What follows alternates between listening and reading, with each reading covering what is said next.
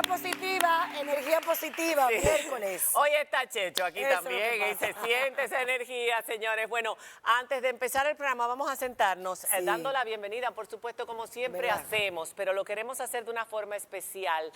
Ya yo voy a empujar la mesa. Ok, lo queremos hacer de una forma especial. Sí.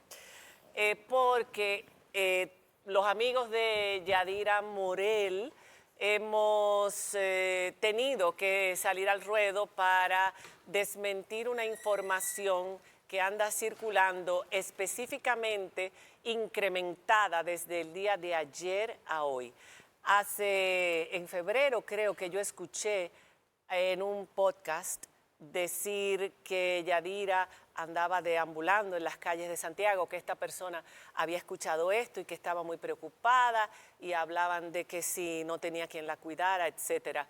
Pero nosotros, y nos enteramos, pensamos que se iba a diluir, pero como son las cosas, alguien lo recoge tiempo después y ayer pues se publicó un tuit de una persona muy respetable que Claro. decía que estaba muy preocupado porque había escuchado esta información que Yadira padecía de Alzheimer y que estaba deambulando sin nadie que la atendiera en las calles de Santiago. Yo inmediatamente le respondí a esta persona y él dijo gracias por la información porque estaba preocupado, pero esto se regó de repente como pólvora.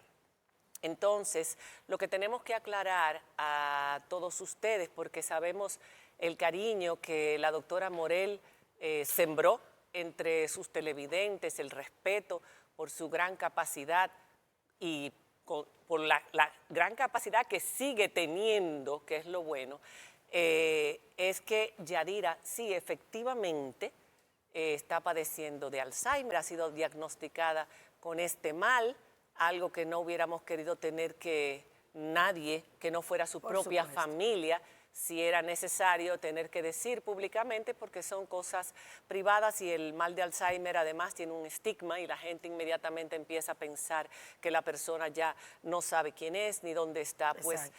todo lo contrario, Yadira sí está diagnosticada y ya tiene algunos síntomas, pero está bastante bien. Su razonamiento es bastante bueno, su conversación sigue teniendo la misma chispa de siempre, la misma inteligencia, las mismas salidas, la misma gracia y una lucidez que sorprende para este proceso de Alzheimer.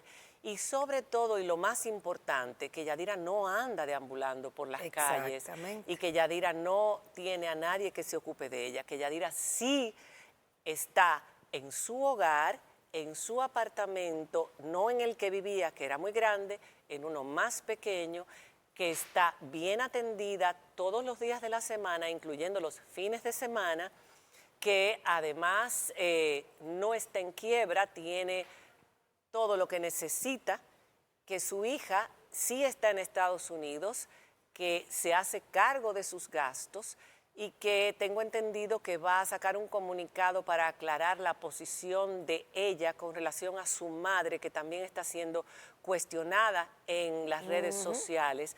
Pero por otro lado, que Yadira además tiene un grupo de apoyo, de soporte, que son sus amigos cercanos, que tenemos un chat y que estamos pendientes de ella, de sus necesidades, preocupados, haciendo lo que podemos hacer, sacándola cuando podemos, llevándola aquí y allá. Visitándola, auxiliándola Que yo cuando recibí necesario. en el domingo una llamada de Yadira Sí. porque le gustó, le encantó la foto que vio de mi nieta en el chat y me escribió y tuvimos una conversación deliciosa como siempre.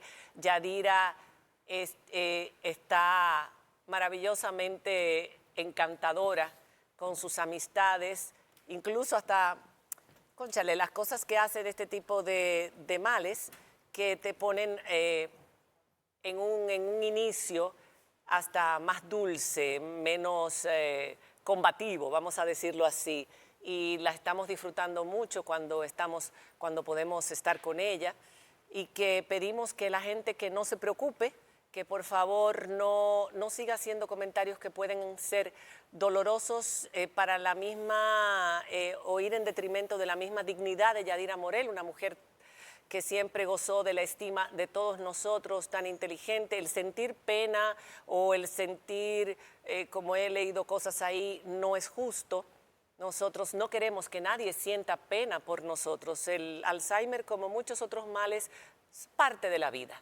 Y lo que hay es que llevar a esa persona de la mano, acompañarla, darle apoyo, y ahora tengo entendido que también dentro de poco por fin se irá a radicar a los Estados Unidos junto a su hija, que es con quien debe estar, porque las personas con un mal como este deben estar cuidadas por familiares o en periodos ya quizás más tardíos, más avanzados, que ella no está ahí, por centros especializados. Así es que, por favor, que Yadira está bien, está atendida, que sí el diagnóstico es certero, pero que está bien.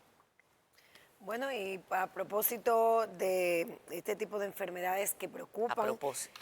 Sí, a propósito de este tipo de enfermedades que preocupan y que van en franco progreso después de que son diagnosticadas, tenemos en el día de hoy a la doctora Marcia Castillo, quien es neuróloga, porque en el día de ayer se conmemoró, se celebró el Día de la Enfermedad de Parkinson, que, dicho sea de paso, la gente tiende a confundir bastante con el Alzheimer. Buenas tardes, buenas noches, doctora, y bienvenida aquí esta noche. Sí, buenas noches, gracias por la invitación. Y sí, ciertamente es una tendencia a confundir estas dos entidades, porque comparten cosas en común. Son enfermedades neurodegenerativas ambas, son enfermedades que casi siempre la padecen personas adultas mayores, aunque en el Parkinson, al igual que el Alzheimer, estamos viendo cada vez más incidencia en pacientes jóvenes, y el mecanismo patogénico, o sea, el mecanismo de cómo se produce, es alteración en las proteínas, unas proteínas que no se pueden excretar de las neuronas. ¿La misma proteína, la amiloide? No la misma proteína, son proteínas mal dobladas. En el caso del Alzheimer estamos hablando de la proteína tau, que es el precursor de la amiloide. Y en el caso del Parkinson hablamos de lo que es la alfa-sinucleína. Esa proteína la neurona no la reconoce y tiene que hacer mecanismos intrínsecos para sacarlo, pero al no tener la maquinaria para sacarla, lo que hace que se autofagocita. Como, o sea que se come ella misma. Se come ella misma. Como un efecto tipo kamikaze, yo siempre digo cuando estoy hablando con los muchachos de las residencias. Y entonces, por eso la neurodegeneración. Sí. Porque entonces ella, además de que se va comiendo ella misma, señaliza a la otra y dice, mira, aquí hay algo que no es normal. Wow. Entonces, ese es uno de las bases por lo cual la neurodegeneración prácticamente no se detiene. Casi estas enfermedades neurodegenerativas se han dado a conocer por figuras muy famosas, que fueron las primeras identificadas. En el caso del Alzheimer, Rita Hayworth, y estamos hablando de apenas... Margaret Thatcher. 40 años, pero antes de Margaret Thatcher fue Rita Hayworth, fue la primera. Y en el caso del Parkinson, más conocida aún por el chico este de la película Back to the Future.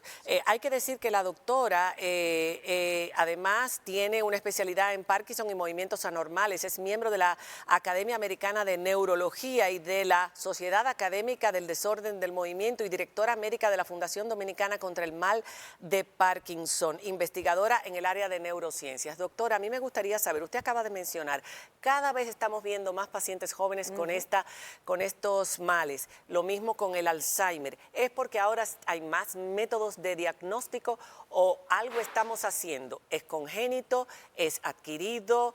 ¿Qué se sabe? ¿Qué sabe la ciencia sobre esto? Todos a la vez.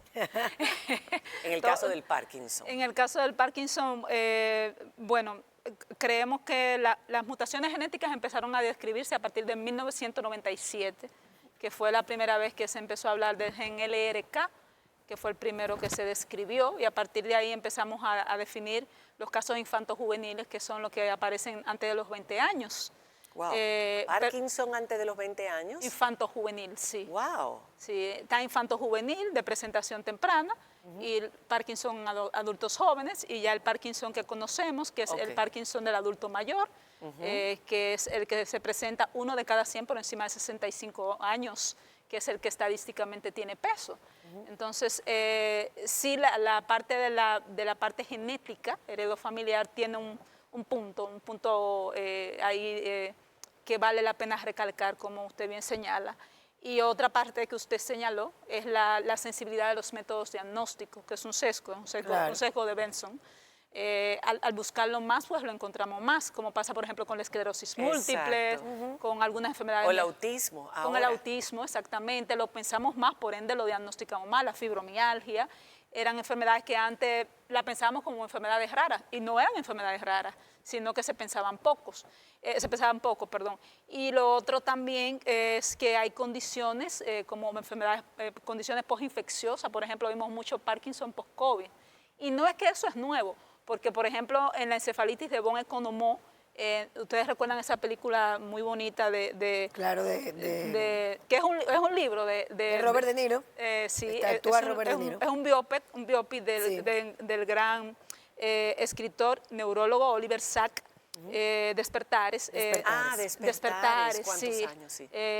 Donde hubo una infección y muchas personas estaban en un sanatorio y empezaron a darle levodopa y todos empezaron a moverse. Sí, sí, sí. Entonces, y después volvieron otra vez a dormir. claro, porque se le dejó de dar porque hacían disquinesia, movimientos anormales. Así que muchos virus son neurotróficos Ya. y el COVID es uno. Afectan, exacto. Van Por así eso estamos viendo también muchas enfermedades degenerativas después del COVID. O sea, Después, muchos tal virus cual, desatan este tipo de, Tal cual, sí. Ok. de tal cual. síntomas. Vamos a hablar de los síntomas, a propósito Sí, exacto. de síntomas, para que la gente sepa reconocer cuándo debemos preocuparnos y pensar que podríamos estar empezando a padecer de Parkinson, una enfermedad que afecta al 2% de la población en República Dominicana, ¿tenemos entendido? A nivel mundial, 1-2%, pero se ha visto que la tasa se ha ido duplicando Aumentando. y triplificando. Y triplicando, o Hoy sea, estamos hablando de 8.5 millones de personas en el mundo. wow.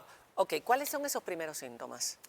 Se dice que el Parkinson, y esto lo empezamos a ver a partir de los estudios del doctor Jacob Brack, empieza a unos 10, 20 años a nivel intestinal. 10, 20 años antes de que aparezcan los síntomas motores. El Parkinson los tiene síntomas visibles, lo que la Sí. gente puede identificar ya está manifestándose dentro del cuerpo. dentro del ¿Cómo? cuerpo. Con síntomas no motores como por ejemplo los trastornos del estado anímico, los trastornos del sueño en una fase que se llama fase REM. Pues si nos ¿Cómo? llevamos de eso, toda la gente va a empezar a preocuparse y a decir, yo Cuando estoy digo empezando. trastornos del sueño REM son específicos, piernas inquietas, el síndrome de piernas inquietas, Ay, Dios. los sueños terriblemente vividos, las pesadillas Ah. frecuentes, Ah, ya. el despertar confuso. Esos son biomarcadores clínicos. La hiposmia, o sea, los trastornos... Falta de olfato. Sí, pero en este caso no relacionado con el COVID. Con el COVID. Por eso yo recuerdo que di una charla, estamos repitiendo von Economou, porque la hiposmia y luego y los trastornos motores. Recuerdo que esa conferencia la dimos y nos sorprendimos cuando empezaron a aparecer los parkinsonismos post-COVID. Entonces hay un espectro no motor y un espectro motor. Y dentro de los síntomas no motores está depresión, trastorno del sueño, trastorno del olfato, trastorno de la parte anímica. La depresión puede estar antes de la enfermedad, pero también puede estar como parte reactiva al diagnóstico y en lo que es el espectro clínico ya de la misma enfermedad. ¿Y el movimiento? Entonces ahí están los trastornos Eso motores. es lo más conocido, el síntoma más Sí, conocido por Que las la gente personas. cree que solamente el que tiene Parkinson El temblor. es el temblor, Temblor. y no es así. Sí, hay un colofón que nosotros usamos, no todo el que tiembla tiene Parkinson, ni todo el Parkinson tiembla. Exacto. Entonces, porque existen 3 fenotipos clínicos. Existen 3 fenotipos clínicos, signo aquí. Primero, el que la gente más conoce, que es la variante tremogénica, el que tiembla, que tiene un temblor en reposo.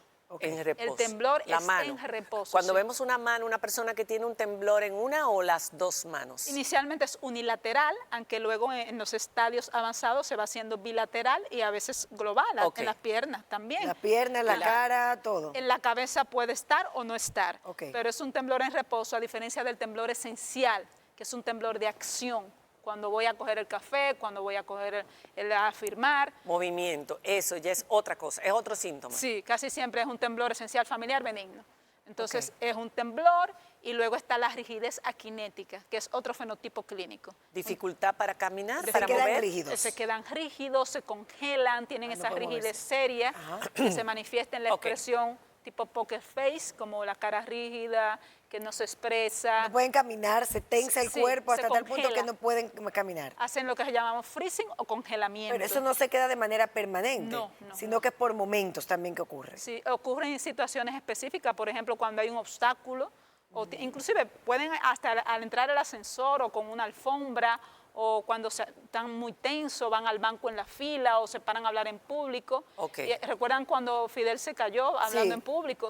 Estaba caminando y de pronto se frizó y se cayó. Se cayó, Se exacto. cayó, hizo una caída hacia adelante. Entonces es importante aclarar 2 o 3 cosas. Existen tratamientos hoy en día para ralentizar el progreso de la enfermedad, número 1, y 2, es una enfermedad que desemboca en el fallecimiento de la persona o en la incapacidad total, o se puede vivir con Parkinson. Entonces se leyó bien su No, son las 2 preguntas que uno se hace, o es una o es otra. He tenido que leer sobre estos temas. Sí, el Parkinson, uno no muere de Parkinson. Uno puede morir con Parkinson, pero ya el panorama no es tan ominoso como era antes. Gracias a Dios. Sí, gracias a Dios. Ya tenemos terapias incluso avanzadas.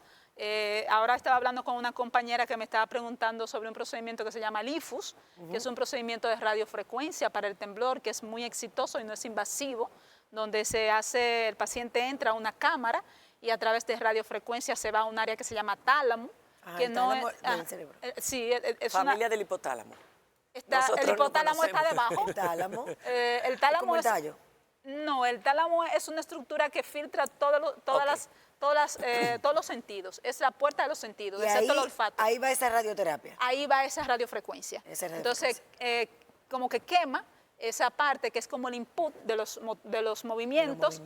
Ajá, y eso hace que el paciente deje de temblar, o sea, mejora la calidad de vida de una manera ¿Y la función dramática. cerebral? No, no la afecta. No la afecta, que eso no, es bien importante, no. contrario al Alzheimer, que hace que olvides todo. El hasta Parkinson. El Parkinson. Bueno, en los estadios avanzados, como la dopamina, que es el neurotransmisor, uno de los neurotransmisores, que eso es un mito que hemos querido derrumbar, no es el único neurotransmisor deficiente en el Parkinson, es el que más se expresa sintomáticamente, la dopamina. Pero hay otros neurotransmisores como la serotonina y la acetilcolina. Esos neurotransmisores están ahí también deficientes, pero la dopamina es el que más falta. Por eso los tratamientos están abocados a restituir, se dice así, sí, a restituir la dopamina. O sea que la capacidad, el funcionamiento del cerebro, la capacidad de respuesta, de poder conversar, razonar, ¿se radica o no? Puede bajar en los estadios avanzados. Iba a hablar de eso, me fui porque yo tengo déficit de atención, entonces yo hablo más rápido que lo que pienso. Hablo más rápido que lo que pienso. Me encantan estos médicos que se diagnostican y No, están y más además- claros que el agua. además, nadie explica Ok. mejor que un médico. Sí, Diga, entonces, lo doctora. que iba a decir es que la dopamina no solamente es movimiento, la dopamina también es emociones y cognición. Correcto. Entonces, por eso los trastornos del estado anímico y por eso también ven los trastornos, afectados los trastornos previo a un cognitivos. diagnóstico del Los Parkinson. cognitivos. Pero entonces es al final que En puede los haber estadios avanzados, sí. muy avanzados, que también se pueden echar hacia atrás, que se pueden tratan. mejorar y tratar. Pero Ya- una pregunta, antes de eso, porque no hablamos de la prevención. ¿Se puede prevenir la enfermedad del Parkinson? Hay cosas que se pueden hacer para evitar la exposición a cosas que pueden detonar. ¿Cómo qué, por ejemplo, doctora? Que se haya científicamente demostrado. Totalmente demostrado, por ejemplo, exposición a herbicidas, rodenticidas, pesticidas. todo lo que sea venenoso, Bueno, ¿verdad? Los pero pesticidas, los específicamente- pesticidas, todo lo que mata, todo. Pero Pesticida y específicamente esto sí, porque se sabe que hacen un deterioro de las células Sí. un área que se llama sustancia negra, que es donde se produce la dopamina. Y también se ha hablado de la exposición a ciertos eventos como traumas repetitivos, que es lo que pasó con Mohamed Ali, el Ay, Parkinson sí, pugilístico. Es cierto. En el Los caso de golpes. Michael J. Fox, nos alegró mucho verlo el otro día en una aparición, creo que fue una de las premiaciones más Sí. importantes Un de los Oscar Estados honorífico Unidos. le dieron, creo. Él habló lentamente, pero habló y participó, estaba mucho mejor que años atrás, cuando fue afectado siendo muy joven, porque a él lo afectó desde los 40 y Sí, pico, tempranito. hace como 20 años. Muchísimas gracias, doctora, por habernos arrojado cierta luz sobre el mal de Parkinson que afecta hasta un 8% de la población. Aquí en República Dominicana, ¿está cubierto o no está cubierto el tratamiento contra el Parkinson en personas que puedan ser diagnosticadas por los seguros? Esto es importantísimo. Rapidito, doctora, si nos lo puede decir. Cubre el seguro cubre los 8,000 pesos que sabemos que cubre, pero un tratamiento del Anual. Parkinson, anual, un tratamiento de Parkinson, una cajita, por ejemplo, de cualquier levodopa, puede a un mes, por ejemplo, estar se gasta, haciendo un prorrateo, un paciente gasta 25.000 pesos. Pero es Mensual. una enfermedad... Entre sí, terapias, oye, ya tú sabes. nutrición, medicación, visitas a varios Es una enfermedad especialistas. catastrófica, no deja de ser una enfermedad catastrófica. Es una enfermedad catastrófica. Debería tener la misma cobertura. Y he leído que la doctora Rosy Cruz dirige el mayor proyecto genético de la enfermedad en República Dominicana y que pronto estará disponible para mejorar el abordaje de este padecimiento en la población. Sí, eso es un proyecto que se está haciendo conjunto Ok. con la Fundación Qué bueno. Parkinson Foundation y que va a ayudar a mejorar muchas cosas en cuanto a la proyección de medicamentos. El futuro de este lema de este año, perdón, el lema de este año es por un futuro sin enfermedades Neurodegenerativas. Ojalá sea así por el bien de todos nosotros y de nuestros familiares. Gracias, doctora, por haber Gracias estado a con nosotros. ustedes. Hacemos una pausa y regresamos.